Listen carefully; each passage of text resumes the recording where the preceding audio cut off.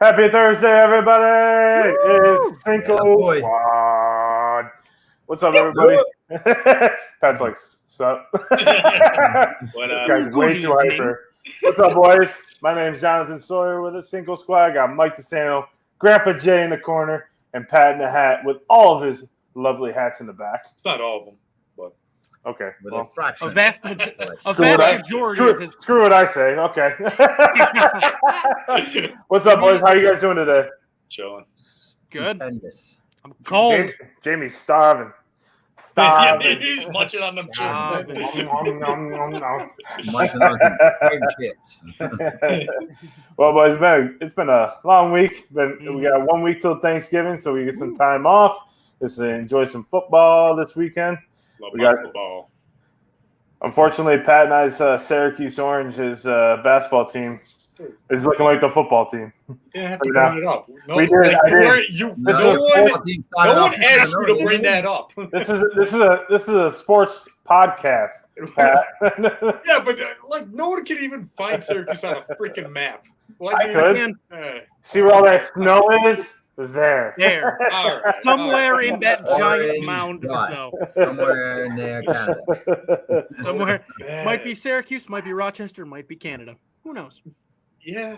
Well, Black you hole know, right now. of course, we gotta know what you're sipping on after a long week of working hard and watching sports. What you guys sipping on tonight? Grandpa Jay, what you sipping on? Well, since I don't sip that often, my six-pack of Modelo is stretching. So I the chance to that. And this is the first sip, so you know when it hits your lips. Makes you all tingly inside. What you got, Mr. Pat in the Hat? Well, I've had a longer than usual week. I got all of that blue. Gonna push that aside. That's a hint. Little Bad Blue. Love it. Sponsor me. What a surprise. You come home from work the next day, there's like 300 cases outside your door. Yo, No. don't even do that. Listen, if Labatt No. Blue sponsored us, I'd be. You'd be on We- board, right? We're taking this show to Canada. Yeah, exactly. I would drink John Labatt's spit. Come on. Labatt. Come on, Labatt. Mike, what are you sipping on? You got handed Not- something. Not what you just said. No, we're going to bypass what I said. What are you Yeah, we're gonna completely just forget what you said. Actually, though, it is from. I got one from a company, Ithaca Beer Company. You guys know where Ithaca is. It is an right around Syracuse. orange cream wit. Dude, stop right now. That sounds delicious. Well, let's see if it is. Dead air. It's just It good. tastes It's like, good. It is good. It tastes like. It tastes like a weak alcoholic orange Tastes creamsicle. like burning. Sounds like Mike's drinks. Yes, exactly. It's right on par with me. John, what you sipping on? A good old fashioned Mick Ultra. Nice. So just having that. That's all I had in the fridge. So I didn't go to the store. If I come visit, do you want me to bring all the ones that are here down? No, whoa. I'm way What are you talking closer, about? man. I'm way closer. I have a bunch of the Mick Ultras you got when you came. I didn't buy Mick Ultra. I bought Corona. Or no, I'm sorry, the Mick Ultra you had in New York. Corona. I didn't have Mick Ultra in New York. I had Corona. No, you had both. All right, let's settle this. Mike, whatever beer you got, just drive it down. Driving to Syracuse. I don't need Just it. drive to Syracuse, baby. All right. I got Mick Ultra, and you know, just I had a glass of wine at Olive Garden tonight, so Ooh, that was nice. What kind of a wine? little Cabernet. I was My wife a loves secondary Cabernet. edition of My John, wife. My wife. Did you What say were you something? Very nice. But before we get Great success. before we go on to the next segment we have here with Pat and Jamie, I just wanted to go on like a little bit of a serious note. Is everyone here at Cinco Squad wants to throw our prayers and everybody to the 3 players that were shot and killed Yes. at the Virginia campus, the 3 football players, and our hearts bleed for them. And it's very terrible when we hear a tragedy like that. They have decided to cancel the game, and for good reasoning. It's bigger than football, and ultimately I wanted to throw that in here today because it really did hit home. Like football, it was a team family, and to see one of their own players take 3 of their lives, you know, and then one, you know, is thankfully alive. But, you know, I just wanted to give my shout out to them and, you know, Virginia campus and everything. And Cinco Squad is here, you know, and everything. Yes. Thank you for putting that in there. Yeah. So definitely. I'm going to start a week with that, but, you know, it's tough. And a lot of people weren't understanding why they canceled the game. It's tough. It's stupid. You know, the shooting is stupid. Okay. Yeah. Yeah. I mean, you know, we talk sports every week here, and some things are just bigger than sports. And that's bigger than sports, even though sometimes, you know, like I know after the Marshall game, they played a season after that, you know, back in 1970 and the plane crash and everything. But, you know, sometimes it's, you know, you don't need to play a game, you know, in that aspect. I get some of the heartache about missing the game because it was senior day this week against Coastal Carolina. So I get that. You get your last hurrah, but, you know, there's bigger things right now. So, you know, definitely. I'm pretty sure it was a consensus agreement in the locker room. Yes. In their respects is a lot bigger than having a senior night. And I'm sure they'll find a way to still honor the senior somehow. So. Yes.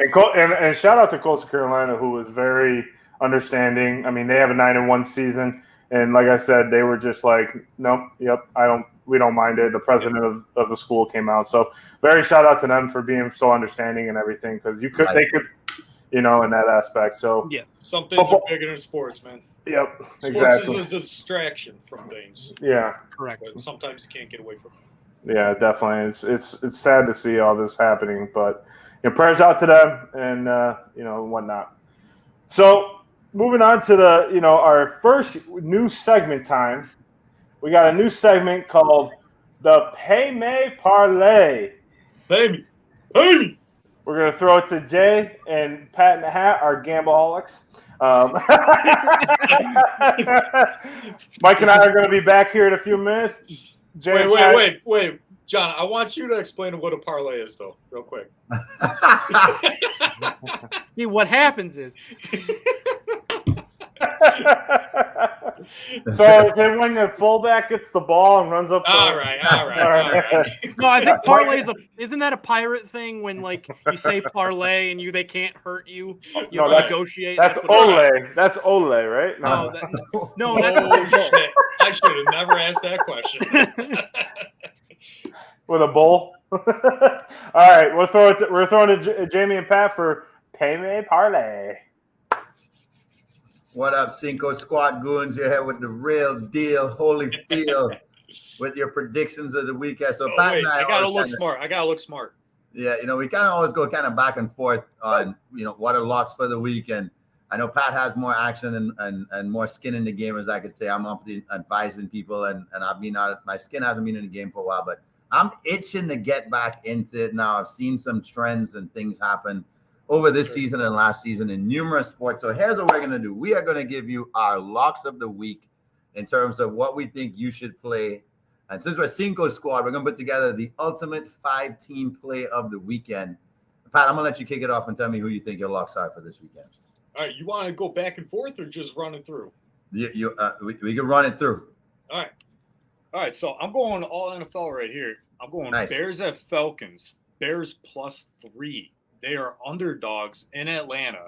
Yeah. The Bears are the first team with 3 losses in a row with their at least scoring 29 points or more. And I don't think Atlanta can keep up with them scoring-wise. Agreed. And then I got Cowboys at Vikings. Vikings +1.5. Yeah, I looked at this. Getting points. I looked at this. I looked at this at noon, and Vikings were +2. And I said, Vikings +2 is a lock. And it already went down at 8 o'clock, Vikings +1.5. Yep. And I'm going Panthers at Ravens. Ravens -13. I think taking them? Smoking them. I think they're smoking the Panthers. It's large. I know that. But you got Baker Mayfield. I don't think Wilkes is competent enough to keep up with Harbaugh. It's at home in Baltimore. They're both off buys. I'm going Ravens -13.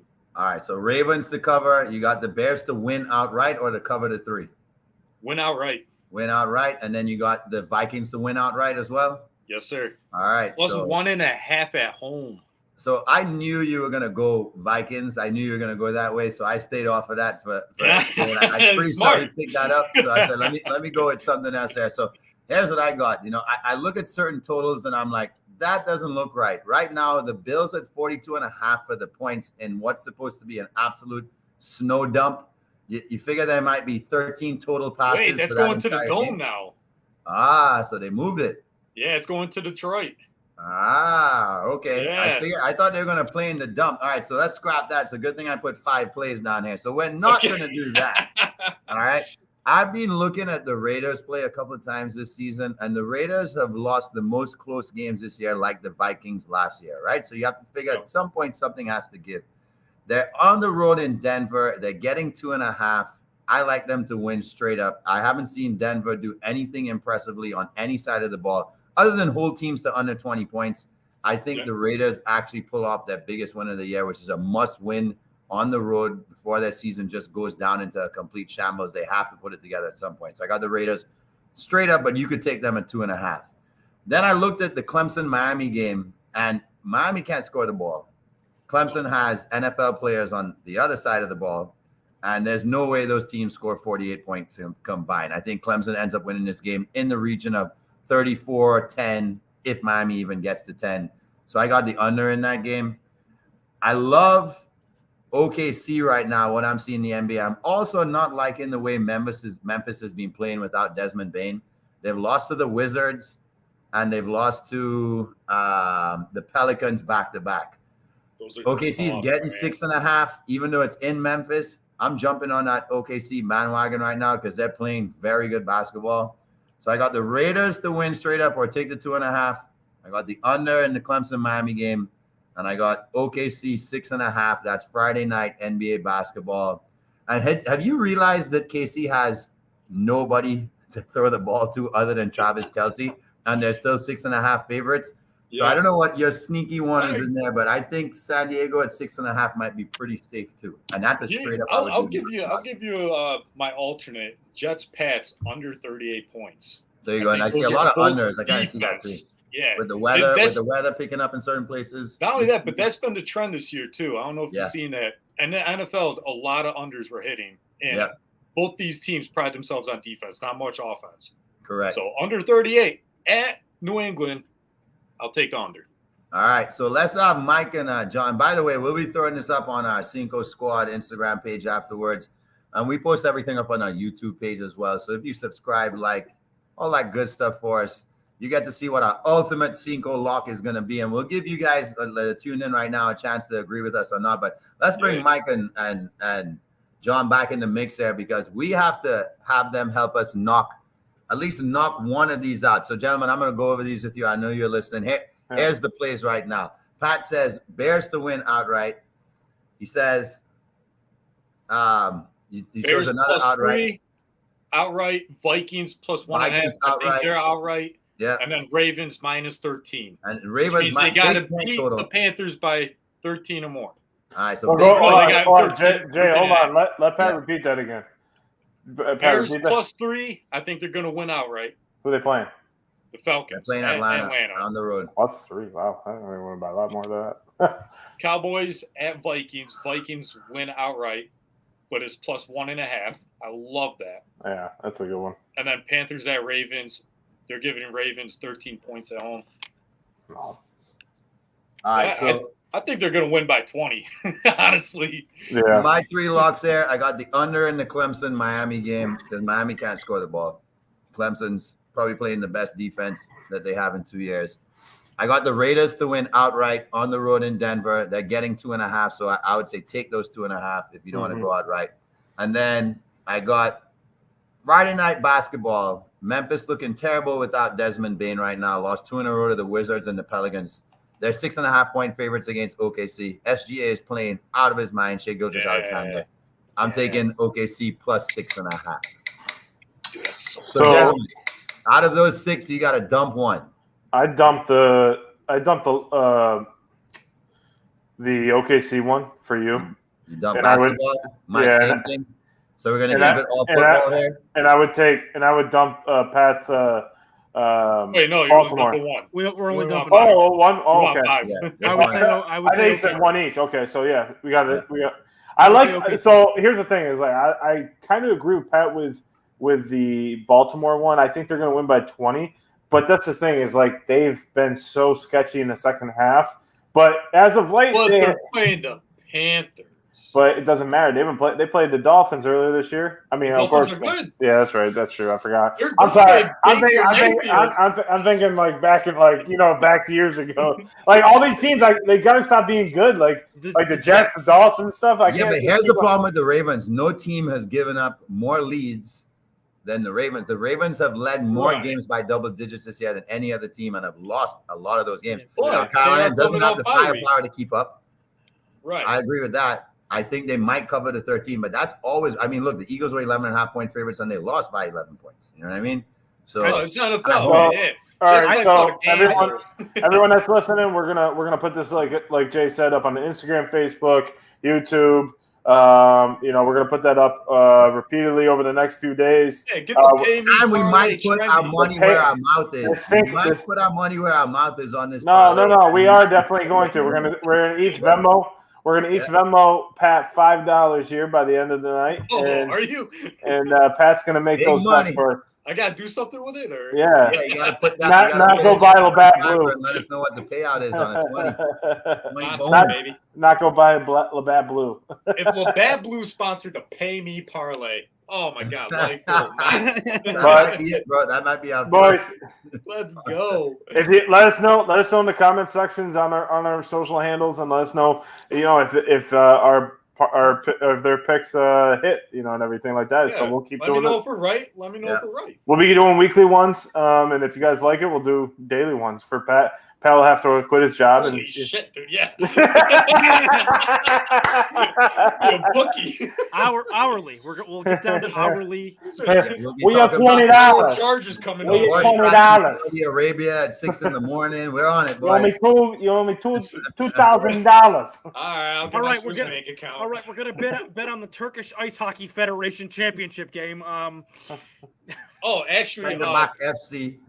Serge, the fact that Mike even knows the Turkish Ice Hockey Federation League is beyond me. I can, as a side note, I can tell you exactly why I know that, because it was ran at one point by Buzz Schneider from the 1980 U.S. team.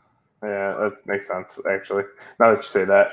But I think it's time for a little update on the Cinco Squad Fantasy Football update. 3 wins in a row. 3 wins in a row, baby. You got a hole in your shirt. No, it's for your thumbs. It's still a hole. It's still a thumb. It's still a hole. I don't get why that's there, but that's in your palms.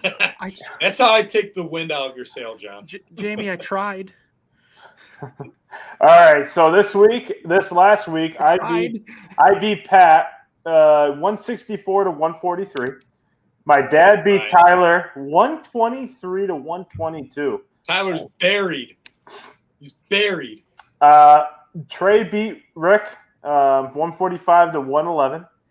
Jamie beat Mike 105 to 97. And I was telling Mike, if Mike picked up the kicker for Washington, he would have won. Why? You know what the thing is? It turns out I was like 2 Robbie Gould field goals away from beating you. 50 yards. Benjamin scores 0 points because he got cut that day. Yeah. And then Fonz. I had cut him. Okay, so we gave shit to Fonz, but he's on a 4-game winning streak. Yeah, no, he's rattling wins off. 147 to 28. So his team looks scary good.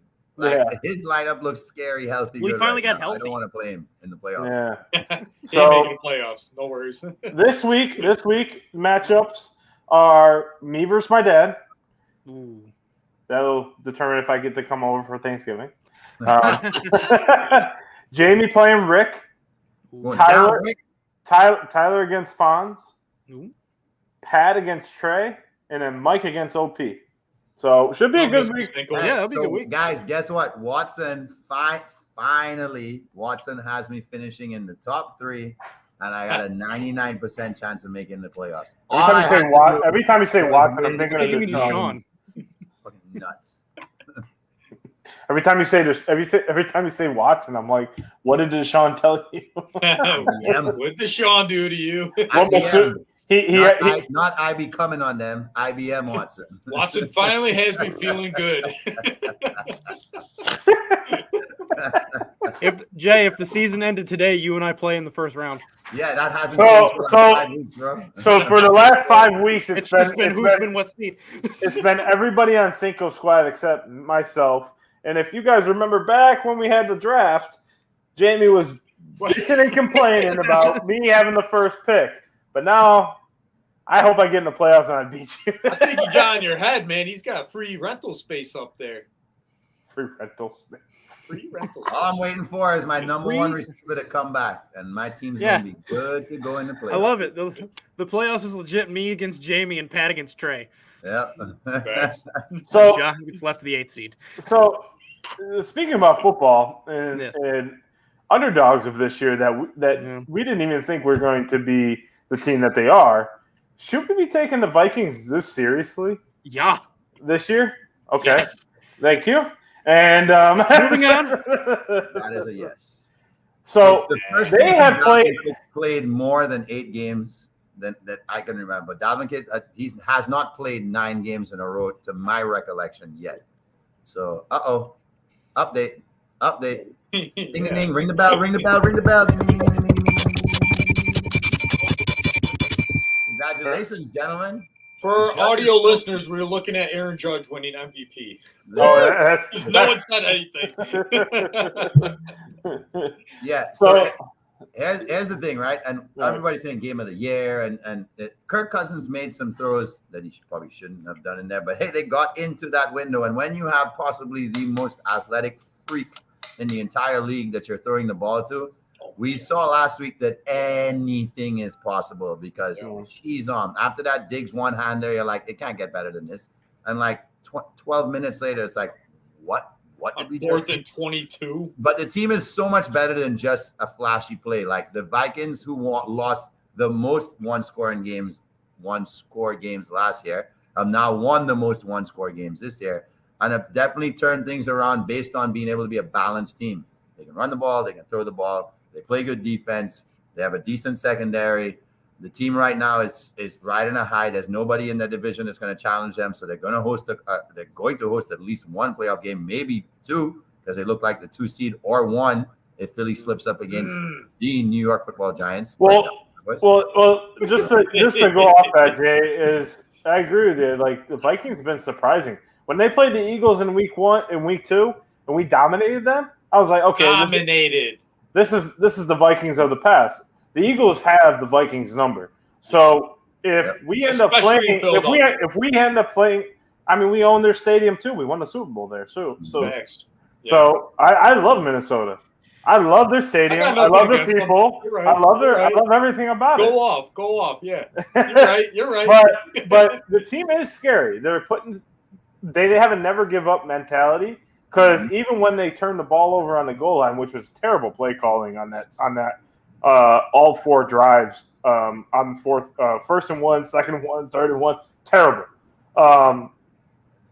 They just never. You could see it on the sidelines. They were kind of depleted, but they were like, all right, let's go after it. We can get a safety. And then seeing the Bills fumble, I think the biggest question here, other than taking the Vikings seriously, should we be taking the Bills seriously? With all the mistakes that have been happening, and what's up with Josh Allen over the last 3 weeks? I understand he has a UCL injury, but if he has a way better question. That's your boy, Pat. That's your boy. You talk about your boy. Let me hear you. Josh Allen's going to do Josh Allen things. He's Brett Favre of the present. You got to live and die with what he does on the field. He's got that 4th down play. They should have kicked the field goal in that position with the lead they had. They should have kicked the field goal, take the points. There would not have been a turnover with 0 points, and then Vikings score on the other way. It's Josh Allen doing Josh Allen things. You got to live with consequences, whether it's good or bad. But here's the thing is, so if we keep talking about last week, we talked about we have 3 quarterbacks in the elite division of the NFL right now. We have Pat Mahomes, you put Josh Allen, you put Lamar Jackson. So what I'm seeing last week confirmed what Jay and I believed, is that it's Pat Mahomes at number 1, then Lamar and Josh at number 2, 3. Yeah. In the elite division, like where you Yeah, go oh, yeah. 1, 2, 3, like that's how it's got to be, because there's Pat- no Pat argument there. Pat Mahomes doesn't make those little small mistakes where if you're throwing the ball he doesn't throw it into quadruple coverage in the end zone. On that play in the end zone, he should have thrown it out of bounds. No, bro, he had the check down right there, 7 or 8 right yards, there. and you make the safe throw. And if you got to kick a field goal and live with a tie, you live with a tie. I mean, Singletary it was Singletary had about Singletary had that's not the drive I'm talking about. I'm talking about the other one where he threw it in a pick in the end zone in the beginning of the game. But he had Singletary on his check down. That was fourth down, though. That was fourth down. That was kind of awkward. To your point, Jay, he had Singletary open on a lot of checkdowns throughout the game that he missed. Now, I'm not saying that Josh isn't going to – there's still 7 games left in the season. I don't think he should have played last game. I don't think he was 100% healthy.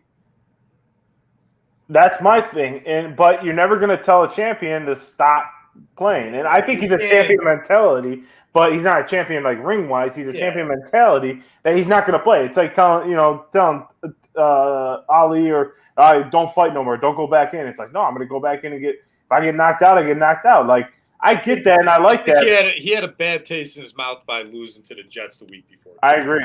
Because he did not like the way he played. He even came out and said he did not like the way he played. He said it's hard to win in the league when your quarterback plays like shit. He's a quarterback saying that. Mike, I'm interested to hear what you have to say about whether you think it's more on Josh Allen or whether you think it's just really poor play calling on the offensive coordinator's part. It could be both. I honestly do think it's a mix of both. I think they got shocked by the loss to the Jets, and it made them overanalyze their game plan and not stick 100% to the way they play.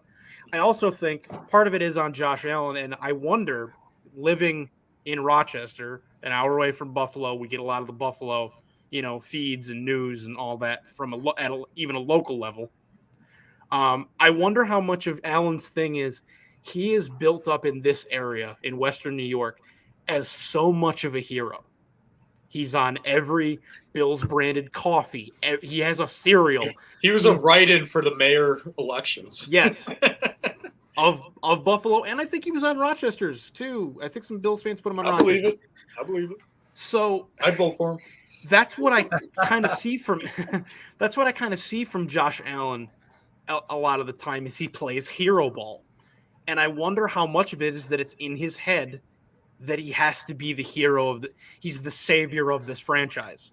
Well, so he has to make plays like he's the savior of the franchise. See, to that mental. Well, hey now, John. Because me and John have seen the hero ball quarterback mentality firsthand watching Carson Wentz, who cannot make the plays. Mm-hmm. Josh Allen makes the plays. Right. There's the difference. It's him just playing the game and being a competitor. And then there's a guy who tries to do everything but can't do everything. But I'm saying, like, the looking downfield and not seeing the check down or not going with the check down, trying to always make the big play. Regardless, you're not going to tell him not to throw it to Diggs.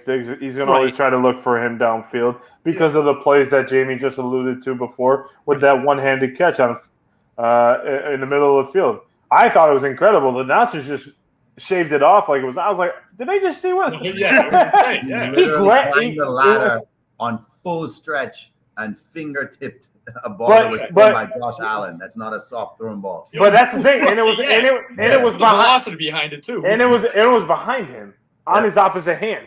So he was going backwards like this, and he's going this way. So he's trying to reach back and grab it while getting hit by a defender. So he snapped it out of the air. When you see stuff like that as your quarterback, and he thinks, "Oh, what if I throw it to him? Actually, a good pass.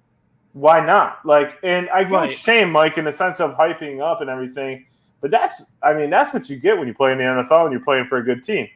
Crunch time. He needs to make most turnovers. He has the most interceptions in the fourth quarter with the game on the line. He needs to keep it the most in the last 2 years.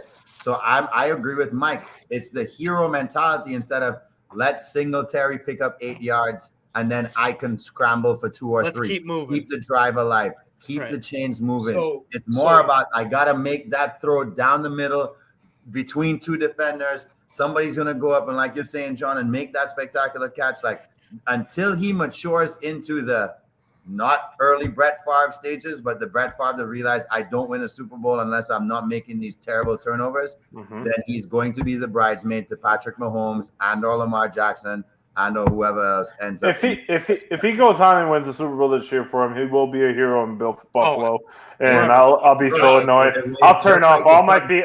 I'll turn off all my feeds and everything because I can't stand. You guys are such Bills haters. For I'm no saying reason. I'm not a Bills hater, Pat.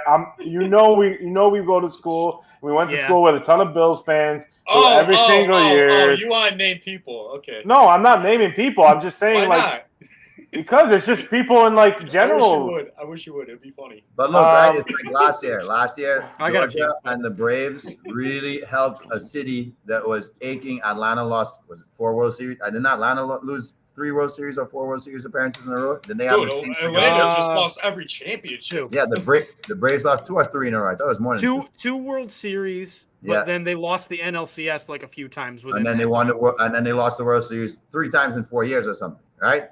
And then Georgia couldn't get over the hump. They lost 96 and 99. So I thought they went to back-to-back. No. Never? They went to back-to-back. They won 95, lost to the Yankees in 96. So regardless of all that, ultimately the Bills as a whole need to play better football. Yes. The team as a whole, that's the first game I've seen that they played this year as a total game. I didn't watch the Chiefs game. I don't remember what I was doing. I didn't get a chance to watch it, but I think I was driving home from Orlando that day. But out of good football. I know that. I think I was driving home, so I didn't get to watch it. But the thing is, ultimately, the Bills have some questionable play calls. So ultimately, as a quarterback and as a coach, you need to hone in your star, and that's the thing that Andy Reid has with Pat Mahomes. He can hone in Pat.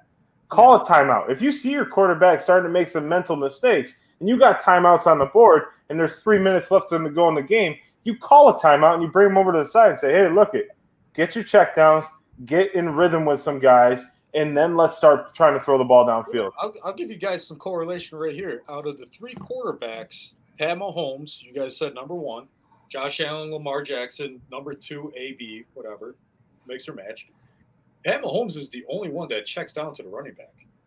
Josh Allen and Lamar Jackson do not throw the ball to running Lamar back. is the running back. So that's the difference, right? And so is Josh Allen many times. He just takes off with the ball. But Patrick Mahomes did that in his rookie year. But that's what we don't give any credit. Now he can get it down to CHE or Isaiah Pacheco. The best, I think that's his name.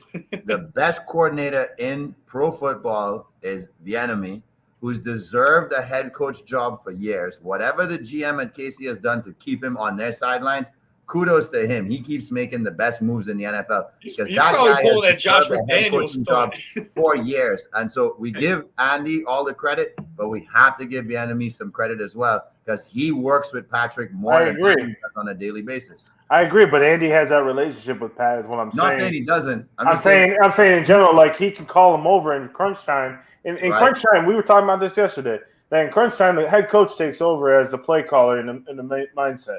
The offensive coordinator probably has most of the downs, but in crunch time, he's probably like, all right, come over here. This is what we're going to run. I don't know if you want to give much credit to that part of their games because John Harbaugh and Lamar Jackson have the same relationship where Lamar Jackson can do whatever he wants on 4th down, and that's the punter on the sideline. But that's the problem. That's the problem with Baltimore is the fact that they don't have that. Get it though. But they don't. But that's the problem in the playoffs. You're not going to, and that is where. But it makes a difference if you want to go for it and be aggressive, or you want to punt the ball and be conservative. How are you going to win a game? It makes a difference in the playoffs which way you want to look at it. You know what makes the difference? The Eagles losing a game, and Mikey Mike's 1 game behind the lead for the NFC East division right now. Mikey, how you feeling about the chances?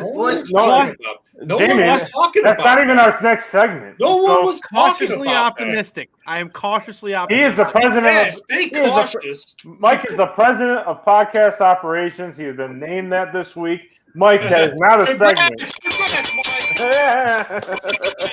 No, but as the president about the Giants, move on. As the president of podcast operations, I do reserve the right to overrule any segment. All right, you're gone. Boy.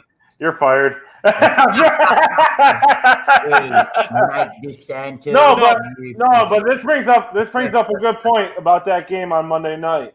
Yeah. And it brought up a topic that I think is a pretty controversial one. And Troy Aikman and Joe Buck were having a good conversation about it after the game with Scott Van Pelt. And I don't know why I kept watching, but I kept watching everything.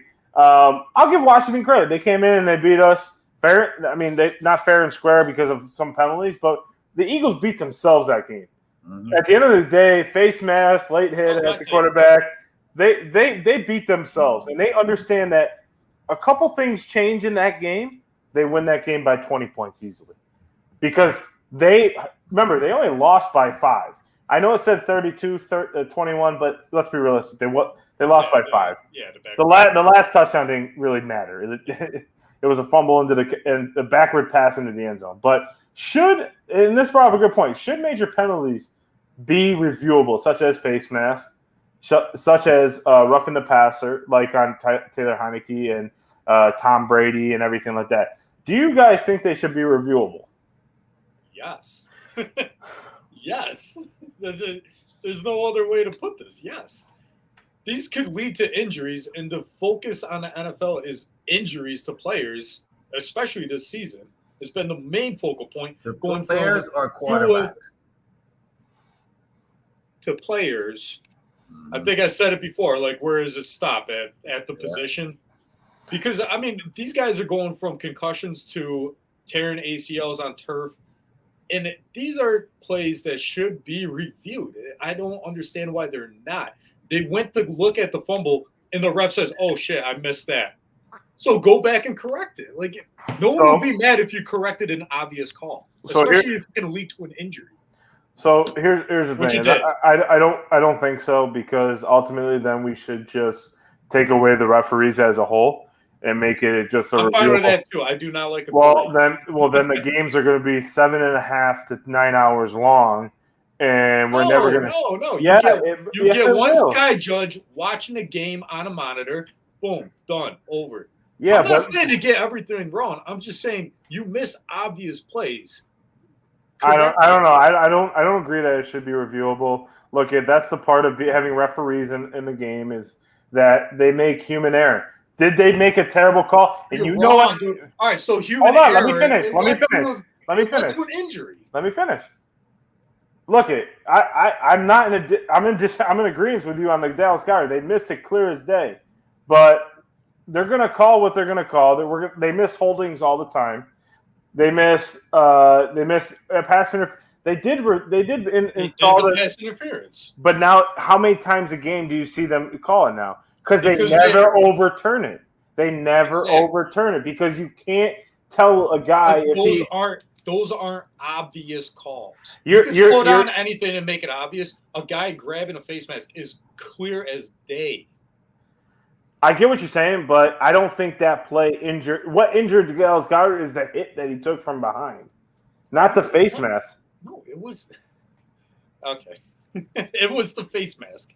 How was the face mask on his shoulder? Impeded his progress on the play, which then contorted his body to be in a position to be susceptible. And then he laid on the ground after it, right?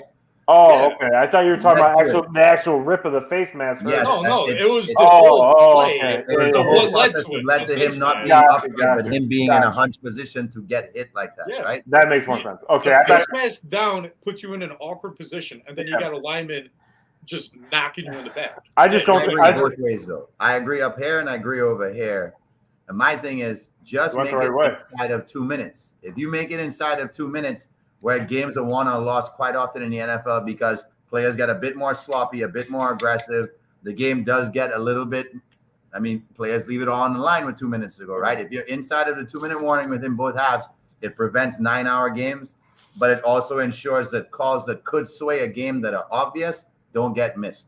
Like the Tom Brady one. Yeah. It's like you have a limit as for when it's actually reviewable. So it's not, it had to be called on the field. It's, hey, we looked up on the monitor and saw something we missed on an 80-foot Megatron screen. That's very obvious to us. Let's not let that pass by. it's reviewable now within these 2 minutes. Let's do the right thing because Philadelphia deserves 15 yards there, or that team deserves 15 yards for a chop block or whatever it is.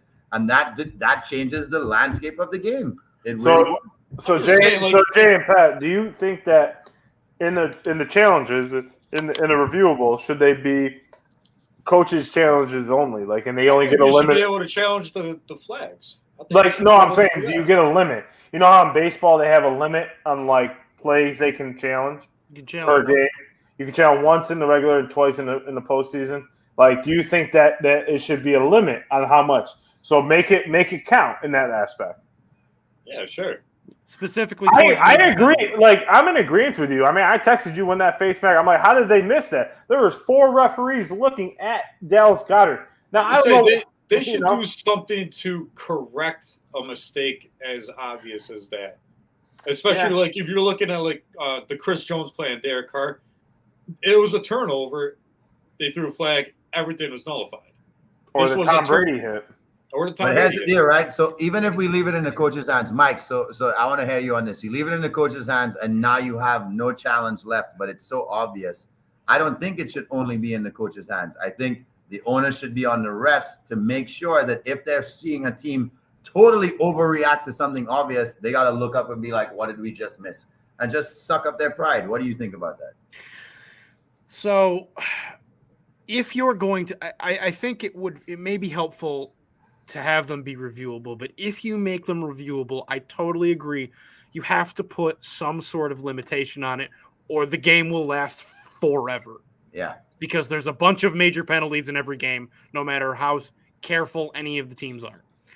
So I think you can find a happy spot in there where you can only challenge your challenges. You get, X number of challenges. You can only challenge 1 or 2 penalties per game. But is it like per half? About 1 per half, right? So is it like? All right, Jamie, are you talking about like how? Because they do non-challenge reviews all the time. So I'm assuming that you mean that it's a call from New York where they're saying, "Hey, get out."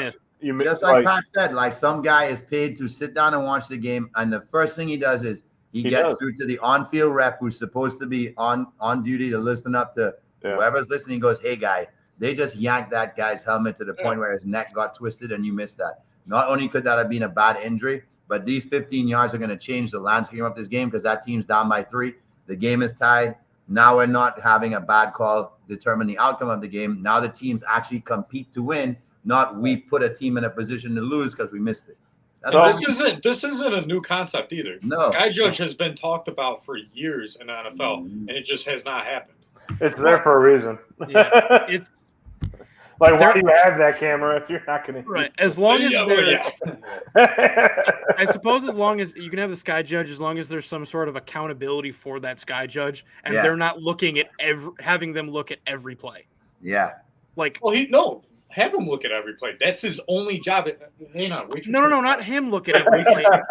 No, you're not going to review every. The Sky Judge. Okay. Yeah, the Sky Judge. Keep talking, Mike. The Sky Judge. The point is to not have the Sky Judge telling the on-field officials to look at every play. He does, though. No, that's what I mean. He should watch every play. He should only chime in when someone misses. There's already someone doing that, though. That's what I'm trying. That's what I'm trying to say is they have a guy in the ear. That's why you say there's a call from New York. That's the ref hearing something. Right. He has a speaker in his ear right now during the game. That's not a thing right now. Yes, but it is. Okay, let's answer the question that we asked. Yes or no? Not for penalties. You're right. Yes. Yeah. Should major not for penalties? I meant like just in regular review. Like just add it to what? One by one, answer the question. Should major penalties be reviewable? John? No. Mike? Yes. Yes. Pat agrees with me. Mine comes with. Mine has to come with a stipulation. I know. Mine is with a stipulation. Yes, within 2 minutes. Okay. Mine is just do the Sky Judge thing. If it's egregious, if it's obvious, and you missed it, Sky Judge chime in. Hey, you guys fucked up. And Pat is the first person to be the Sky Judge. Don't have happily do that job. You tell me I just got to focus in on a game the entire Sunday and just focus. Oh my God, that's all I want. Pat, we're gonna have you watch 3 NFL games per week and pay you. You just got to tell the refs. No. You know, you have to work your way up. That's gonna have to work like South Dakota, Missouri State. Yeah, you got to do North Dakota. You got to go through the D3 college. Wyoming. I will not Wyoming complain. Community College. I'm working my way up, guys. Zero complaints. Give me the football. I will watch it. You have to do the Nazareth College St. John Fisher University game here. The Division 3. The Division. I'm excited to go. Holy Catholic mounts. You can stay at my place, Pat. Don't worry. I'll bring the blimp. I'll bring the blimp for the Sky Judge. I said I'd bring the beer, but Mike's already got the beer. Let's go. No, I just have these. Oh, I knew this would be a good one because actually Troy Aikman had a good concept on it, and I didn't think he would agree to it, but he's like, because in the game he's like, I don't think they should, but after the game, after seeing the Goddard play, after seeing the Heineke, he's like, I think it should be reviewable just because of like all the reasons Pat was given, honestly, and I'm not 100%. I'm not 100%. I would be compared to a former Cowboy. Not me. Look at us. Look at us. Who would have thought? Who thought? Me and Troy Aikman. I want to kill myself now. Wow. No. I didn't mean that. Yeah, don't say that. I want to drink more. And there goes the audience. Wow. God damn it. The only former Cowboy I give any credit to is Prime Time. Not Emmitt Smith? Yes. And I don't acknowledge his Cowboy years. Not Emmitt Smith? Nope. You don't give him any credit. And he was a Gator? Man, get out of here, bro. I want to hear you. As far as I'm concerned, Deion Sanders was a New York Yankee and Emmitt Smith was an Arizona Cardinal. Oh, yeah, true. Yeah, true. Yeah. That was weird. Yeah. We should do a segment one day, just like to kind of see like different players in their uniforms. What Hall of Fame players and weird. Like Jerry Rice with Seattle. Yeah, that was the weirdest one. That was way off. Donovan with Washington in a Wizards jersey. They always say Brett Favre is a Viking. I always say Brett Favre is a Jet. Yeah, that was Ladainius Tomlinson as a Jet. But Favre was one stupid throw away from taking the Vikings to a Super Bowl, though. Against the Saints, yeah. So here's switching sports, going to baseball and talking about free agency and everythting like that. I thought this was a good one because Jamie and I talk about health all the time. We talk about how players are keeping themselves, a lot better in shape than they were back in the 90s and 80s and way back when. They're in better shape now. If I was in Babe Ruth's years, I'd be a prime athlete. So we all would. So should drinking beer and eating out. Should baseball players be able to go until they're 40, opening the door for more 10-year contracts? Because, and this brings up obviously one that Pat, Mike, and I all have a favor in is Aaron Judge. He's 6'7". He's 200. He's 280 pounds, but he's in great shape. He doesn't look like he's like overweight or anything. He keeps himself in good shape. John Carlos Stanton is one of them too. He keeps himself in good shape. Yes, he hurts himself, but I think the Yankees hurt him more than he hurts himself in the sense of not playing him where he's supposed to. Because when you sit, he's a better fielder than people give him credit for. So, like, a lot of people don't give him credit for playing field, but he's actually better when he plays the field. So, but do you feel that like players should be able to get these 10-year contracts because of all the new science of health, all the new trainers, the new nutrition, seeing LeBron, Brady playing at a prime elite level? Do you think that they should, dish these out, especially for a sport that doesn't involve a lot of contact and actually zero physical contact in a sense? Let me get my don't point just out. sliding into home plate as a non-contact, bro. I know they changed the sport, but let me get my point out, and then I'll listen. But that's what I'm saying is like back in the day, but now it's changed 100%. Like where you don't get any contact. Go ahead, Pat. Let me get my point out, and then I'll just listen to you guys because I'm not big on the topic here. Yeah, sure, why not? Every point you just made, these guys are very healthy. Pat Mahomes just got a huge contract in the most contact sport in America. Yeah, I think it's more of the guys that are aging towards like older, like 30, 31, in that aspect, playing the 10-year contracts going into the 40. Parents are directing kids to play baseball more because it's less strain on the body compared to basketball, football, etc. Yeah, why not? Give them these contracts. Yeah. All right, you can't play the field anymore, but you still got a bat. All right, Pujols, boom. Like, yeah, why not? Jay, you got two people that are very close to you that play baseball literally year round. Every time I hear about them, they go play your nephews. They play year round. So, let me get your thought on that because I was interested in your thought on this. Well, that's a double-edged sword, though, because for me as a coach of young developing athletes as well, you have to be careful for burnout being a possibility more mentally than physically, where you're getting kids too involved with the competitive side of the game too young. At young ages, the kids should literally enjoy playing ball, not practice to win tournaments. There's a difference between the two. But here's the opposite side of things, right? I don't think that this has just been happening. I think it was an anomaly if we look at history, because here's a couple names.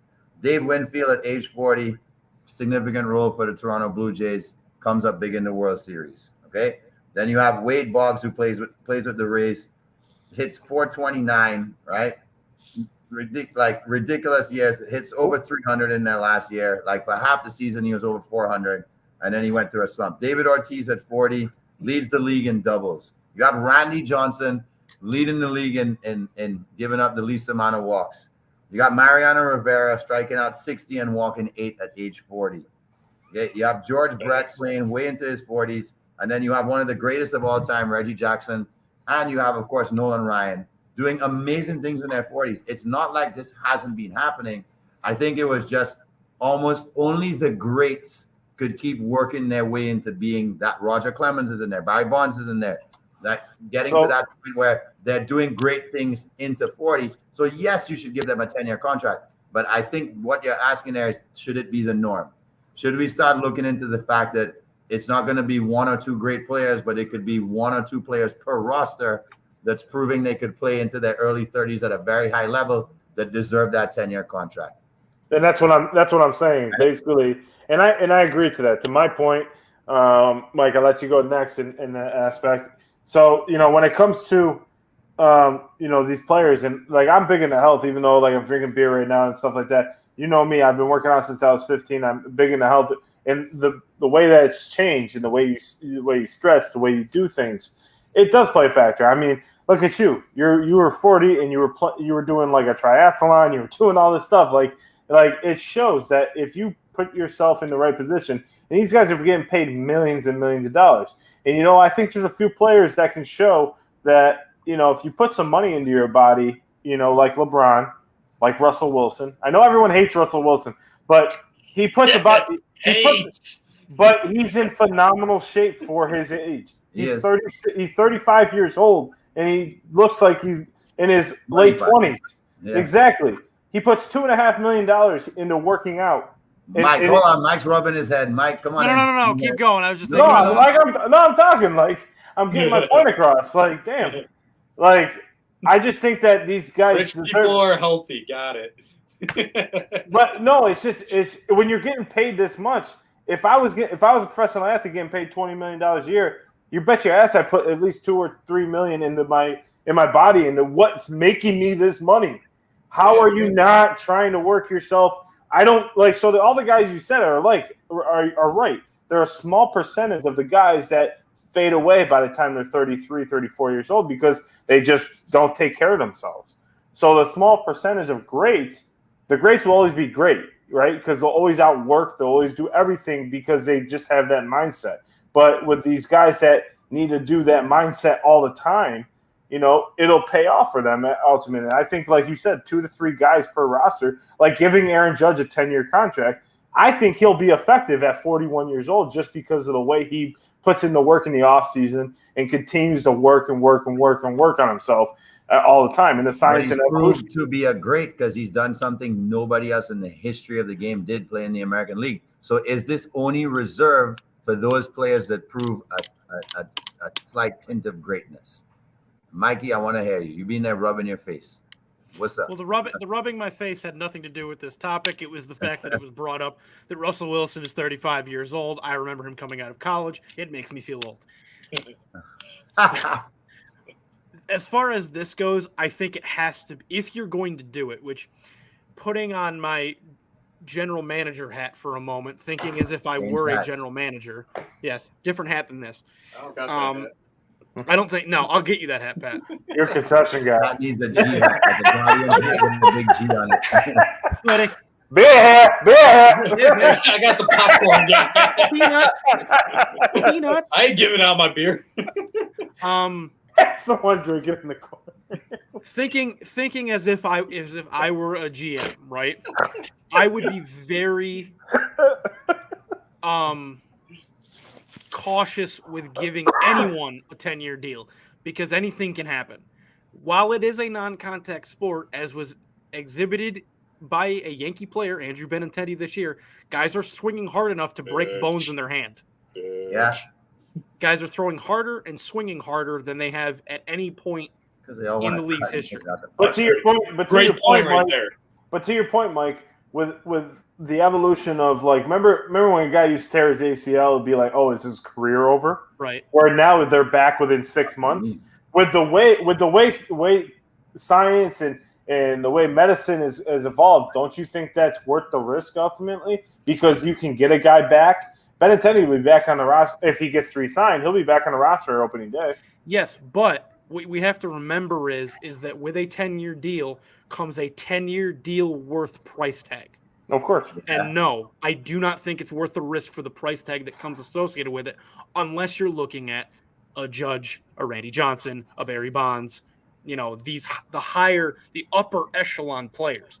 Like if I went through the whole roster, including free agents right now, I wouldn't be able to name more than 10 players I would give a 10-year deal to. Yeah. Interesting. They got to be franchise changed. They have to be They have to be such a difference maker that I think a 10-year deal, whether it works out or not, is worth it.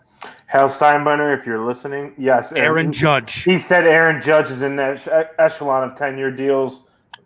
If you're listening. Whatever. He also said he might get captain. Asshole. No, he said it is captain. Guys, I have one for all three of you. So for Yes. some reason, Ohtani walks into the clubhouse. He's like, I love it here. I want to be a Yankee for 10 years. And it's him or Judge. What are you doing?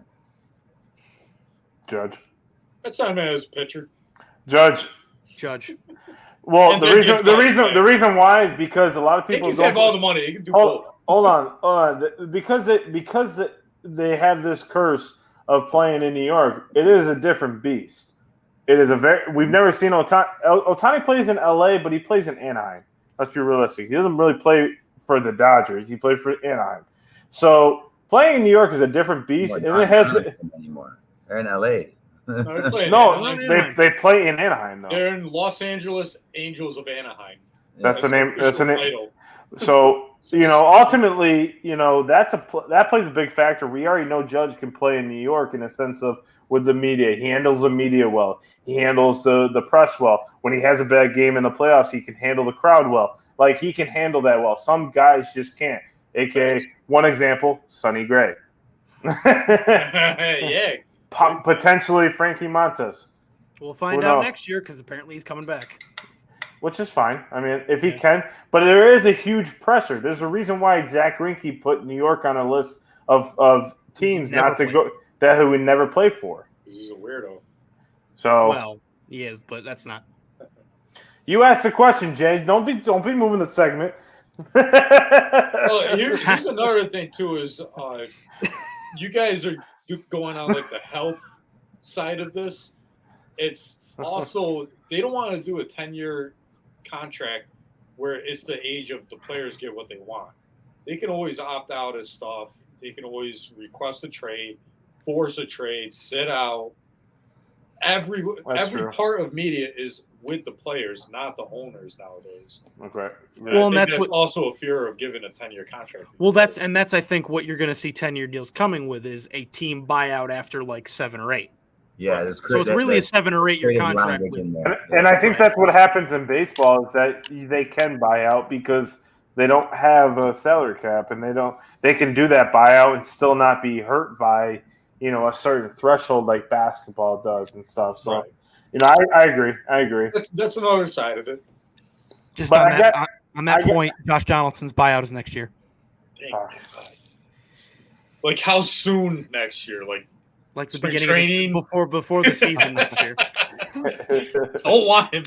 February 1. Not 2023, Pat. 2024. Well, that's terrible. Okay. All right. No, I love Josh. What's that, Jay? This just in. The Tampa Rays will finish before the Yankees. Well, I don't know.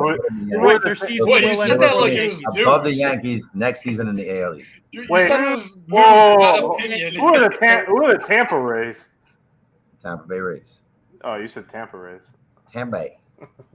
I thought they were They will finish their round of golf before the Yankees. The Tampa Bay St. Pete. They will finish ahead on the golf course ahead of the Yankees. There's a lot of golf courses. I'll meet them at West Chase.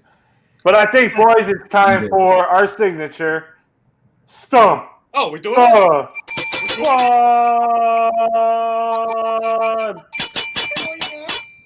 What? Yeah, boy. All right, guys. Take it away. This is our favorite time of the show where we get to stump each other, or at least attempt to stump each other, because we pretend we're not cheating, but we are. But we just answer wrong anyway to make you guys feel we're not geniuses, or we're sports geniuses. Obviously, by now you realize this. Anyway, we got no more marginal risk here. It's all 2 points. Person with the most points at the end of Stump the Squad gets the rant of the week. Gentlemen, I want to take it up to Mike because Mike never goes first. So we're going to make Mike go first this time. Lay it out on the line for us, Mike. Yeah, president of podcast operations. To be fair, I did go first. You're president of beverage operations. In my own house, yeah. Well, bet. All right. Sponsor me. All right. This one, I know I usually give you guys like some crazy old, like weirdly worded question. No, that's John. That's John. I'm going to keep it straightforward this week. Just tell me. In 1873. No, that's next week. That's next week. Just tell me who won the first AL Cy Young. Cy Young. We've already been over this. You can't win an award that's named after. Was it? Hey, use a word. I win the Mike DeSanto award every day. So, hey, dog. 24/7. Dog. Was it A, Jim Lonborg? Who? B, Denny McClain? C, Jim Perry? Or D, Vita Blue? Vita Blue. Vita Blue. You know boy Blue.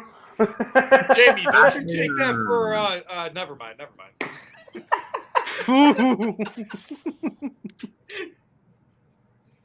Leave that alone. That's fucked up. Who's C? Jim Perry. Call me a pussy. Perry. I'm gonna type Vita Blue. I'll take Vita Blue. Who was B? B, Denny McClain. No, I'm gonna take him. Denny McClain. No, god damn it, John. No. Me and Pat take Denny McClain. Yeah, whatever. And A was? Jim Lonborg. Jim Lawnmower? Yes, Jim Lawnmower. Okay, here are the answers. Jim Lonborg, Denny McClain, Jim Perry, or Vita Blue. No, Jim Perry. Final answer. C. Denny John's McClain. Sticking with Denny McClain. Yep. That goes with Jim Perry. Jamie. Jim Perry. Jamie takes Jim Perry. Okay, so we got 2 Jim Perrys and a Denny McClain. It's Vita Blue. Gentlemen, I have successfully stumped the squad. Oh, yes, it was Vita Blue. It was Jim Lonborg. Jim Lawnmower for the win. Unfortunately, of the Boston Red Sox. Taboo. That question. Who said? Now, who's next? Denny McClain won the next year. So, Ooh. and for that, John goes next. Yeah. Bluebird. Bluebird. All right, you guys got your pillows ready for this long ass question? No, it's pretty. In what year did college juniors become eligible for the NFL draft? In what year did the college juniors become eligible for the NFL draft? Was it 1990, 1985, 1987, or 1993? 85, 87, 93. 90. That's a good question. That is a good question. Thank you. It's about time. I had 3 weeks of good questions. You guys just You had 3 weeks to come up with a good question. Wow. Yeah. Said that. 1990. Jamie 87, baby. Pat 87. Because I want to Mike, say just Edmonton to be different. Mike, it's not like you can't take it. We can both I be know, right. but we go overtime for 3 weeks in a row, Mike. we could do that. Go ahead, Mike. Just to be different, I'll go with 93. Freaking snowflake down there. Just got. Well, there's a lot outside, Pat. So So Jamie 90, Pat 87, 87. Mike 93. yeah, I have successfully stumped it's 85. Mike and Pat. That's right. I think Emmett was one of the first when he came out Look early. at partial credit for that. You messed that up. Yeah, you get a beer. Either way, he stumped me. So I stumped Mike. So it was 1990. 1990. Yeah. Pat with -4.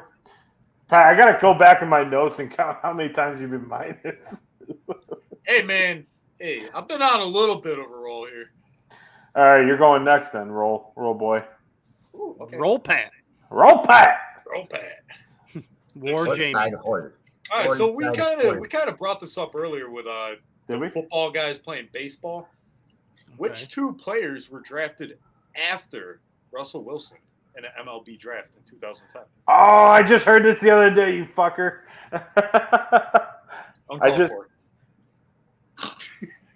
All right. A, Aaron Judge and Chris Bryant. B, Jacob deGrom, James Paxton.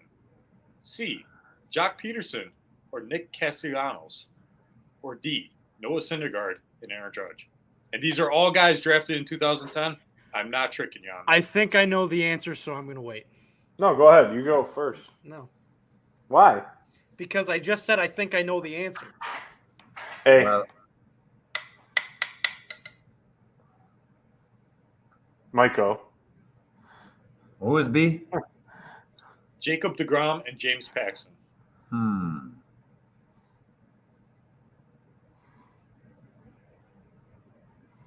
I don't like the big screen, guys.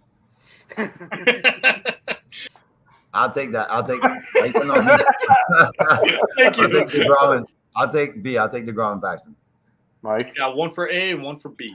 Yeah, I think it's deGrom and Paxton. Got 2 for B, 1 for A. Well, boys, I have successfully stumped Grandpa Jay and Mike. Boom, baby! I knew it. He was a first round. Whoa! He was a first round pick. Yeah, it was Aaron Judge, Chris Bryant, and He was like the 26th pick, I thought. I just heard this the other He was day. 140th pick. Yep. What? 140th pick was Russell Wilson. He was before Wait a 4 minute. other guys. He was before. Yes, he was. He was before Aaron Judge, Chris Bryant, Jacob deGrom, and Jock Peterson.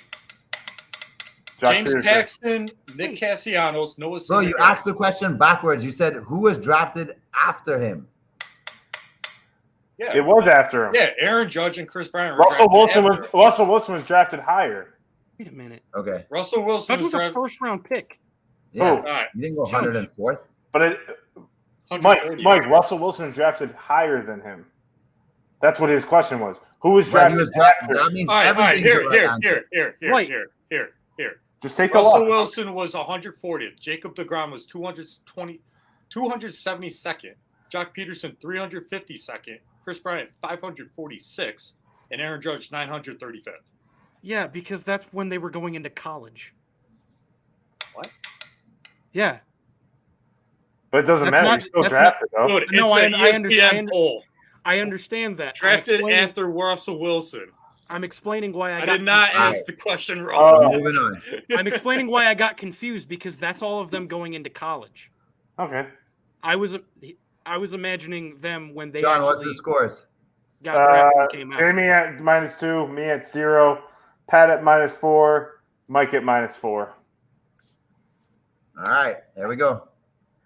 In honor of the 2022 World Cup kicking off this weekend, Of course. which two teams are playing in the opening match? Is it Qatar and Ecuador, Qatar and the Netherlands, Qatar and Senegal, or England and the USA? Okay, I know which one it's not. Same. The 2022 World Cup will be kicking off this weekend on Sunday morning at 11 a.m. Which two teams will be playing in the opening game? Qatar and Ecuador, Qatar and the Netherlands, Qatar and Senegal, or USA and England? I'm going to go C, and if I get this, I will take this as a moral victory. Qatar and Senegal for Pat.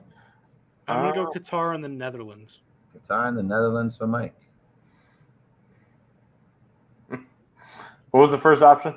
Qatar and Ecuador. I'm gonna go Qatar and Price is right, mother trucker. I'm gonna go. I think it's a trick question, so I'm gonna go with D. D, USA, England. Yeah. Gentlemen, I have successfully stumped the squad. So since Qatar is the host country always has the opening match, and Qatar and Ecuador will be playing at 11 a.m. on Sunday. Yeah, and the U.S. doesn't open against England. They open against Wales. I thought they already played. So me and Jamie I are read a tied. thing saying, like, Hold on, I got this. You got this? Yes. Awesome. In fact, I do have it because I was What? thinking about using this as backup. All right. Between me and him. Jamie and John, and Pat, if you want to play along, you can. nah. Who won? So you've given me who won the first AL Cy Young, but before Awesome. that, There we go. the Cy Young Award was shared by the league, by both the National and American leagues. So there was one winner. Who won the first Cy Young Award? We have to give it to you. I don't know when the Cy Young started. Hold on. let me give you options. Yeah, that would help. Options. Was it Lauren Spahn? Was it Whitey Ford? Was it Don Newcomb or Sandy Koufax? Koufax. I think it's Whitey Ford. I think it's Whitey Ford. Are you locking in your answers? Yeah. Ford. John says Ford. Koufax. Jamie says Ford. Neither of you got it right. So now what? Oh, boy. So I come up with another one. So, no, Why don't you just do like a numbers one and closest Number to one. the number? That's how we normally do it. Okay. what their Yeah. ERA Okay. was or something like that. Okay. Hold on. I got That's this. a confusing one like When- Jay did last week. When the Cy Young was combined from 1956 to 1966, how many times did Sandy Koufax win it? 1, 2, 3, or 4? No, I think he was saying. Okay. How many times did he win it? In the 1956 to 1966, when it was combined, how many times did Sandy Koufax win it? 1, 2, 3, or 4? I mean, I think it's 3, but I can't go with that now. You can. I just got to come up with another question. Yeah, just what he meant by numbers is basically like something that like we guess and whoever's closest to it. That's what he meant. So guess. What's your guess? 3. Yeah, it's 3. That's what I thought. Okay. How many? Fine, I got you. How many times did a Dodger win it? In history? No, in the combined. In the combined area? Yeah. Oh, my God. I want to go to bed. 5 times. Then go to bed. No. Cinco squad. 5 times.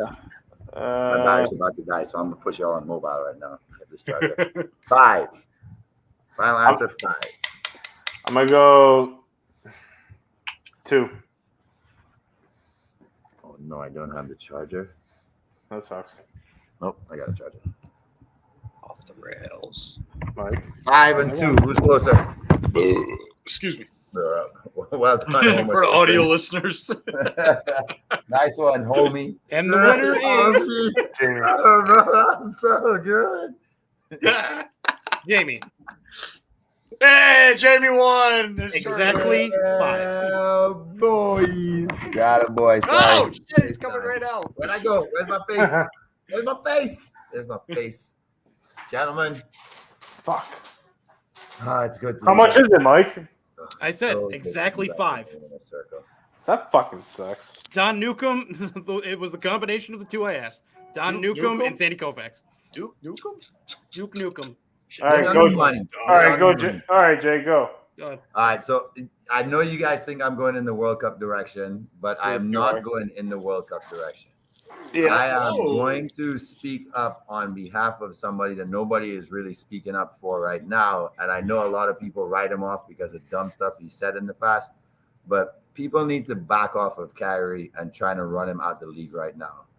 The amount, the way they've tried to almost demasculate him and almost turn him into this like little boy that has no idea what he's talking about, where he's actually a well thought out person that in regards of trying to stand up for his race, who also was put through massive genocide in once upon a time, has said some very educated things, and he keeps getting ripped for the fact that he said something really bad. Now, Dave Chappelle had a pretty incredible stand-up on Saturday Night Live over the past weekend that touched on it in his most unique comedic way to basically say, don't mess with a certain group of people in the United States. And that's really what it boils down to. And something that we have to understand and we all have to accept is there's owners and the players are their chess pieces. And that's how they regard them. There are very few owners in the league that respect their players as men. They're commodities.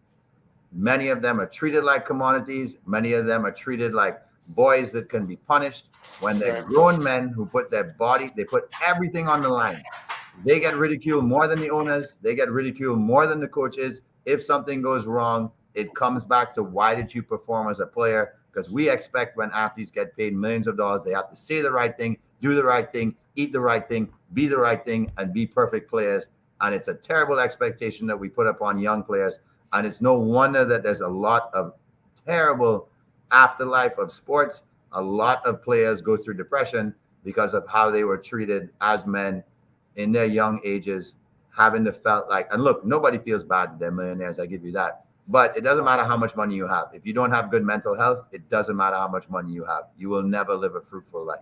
So I'm standing up for him. I know people think he's an idiot and he said some terrible things, but in this case, the real villain is the person who owns the rights to play something that is truly anti-Semitic and doesn't care because they make millions of dollars off of posting it on their network or their platform. And that individual has not been ridiculed once by the media. And it's a bunch of shit. And that's my rant of the week, guys. Well, I mean, I can see that, bro. I mean, I know LeBron has voiced his opinion about the situation with Kyrie and, you know, how much he has to go through to get back to playing. And, you know, and on a side note, I mean, I also think that Kyrie is also taking basketball to a backseat sometimes. I think he's done that to himself. So I think it's tough for people to see that, to sympathize with him because of the actions that he's pulled in the past. You know, the vaccination is a whole different story. You know, that's own opinion. That's all whoever wants to do it for themselves. But I think some of the antics he's pulled in Cleveland, the definitely antics he pulled in Boston. You know, it's hard for people to sympathize with a player like that. And I think I don't care for him. and that's where it comes down to is that he is an athlete, and when he's done, yes, he would be considered a former athlete, and then he's a human at the end of the day. Like, you know, and that's the biggest thing. So I get what you're saying, Jay. What's the amendment everybody talks about in the United States other than the right to carry a gun, the right to freedom of speech? But it doesn't seem like people really have it. Yeah. And speaking of that, if you guys can read into what's going on in Iran right now, it is absolutely atrocious what's happening with protesters that have now been judge to be executed for protesting for the rights for women to not be treated like 14th century slaves. And it's insane what's going on over there.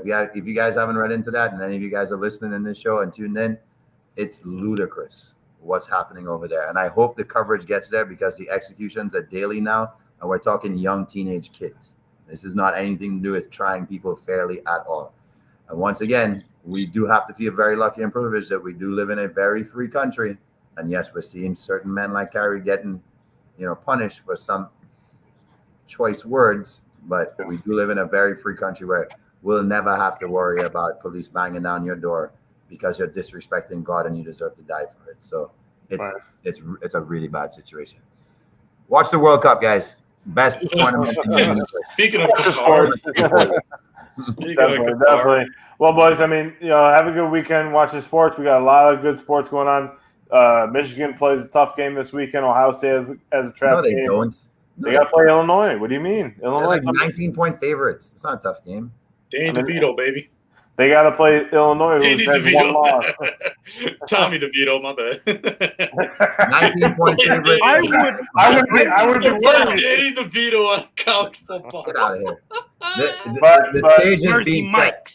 And I met a fellow Michigan fan born in Ann Arbor. Dad went to Michigan. He's been to the stadium a couple of times, grew up there. He had a shirt on. I'm like, you're a real fan? He goes, born, bred, blood. I'm like, well, I'm not. My friend's a fake fan, but awesome. Oh, okay. Yeah, I'm a fake fan. 7 years old, I picked my team. Sorry. Appreciate it. I'm messing with you, bro. Yeah, sorry I wasn't born in Ann Arbor. I'll yell at my parents this weekend when we're giving thanks. God damn you. Why did we move to Ann Arbor? Malin, we're out. She'd be like, see ya. All right, boys. Well, have a good weekend. Watch sports. World Cup starts this weekend. I know Jamie's going to be hyped for it. So have a good weekend. Watch sports. We'll be here next week, or maybe next week. If we don't have a show next week, hope everyone has a great Thanksgiving. And we'll see you here in a couple weeks. Gobble, gobble. See you. Goodbye.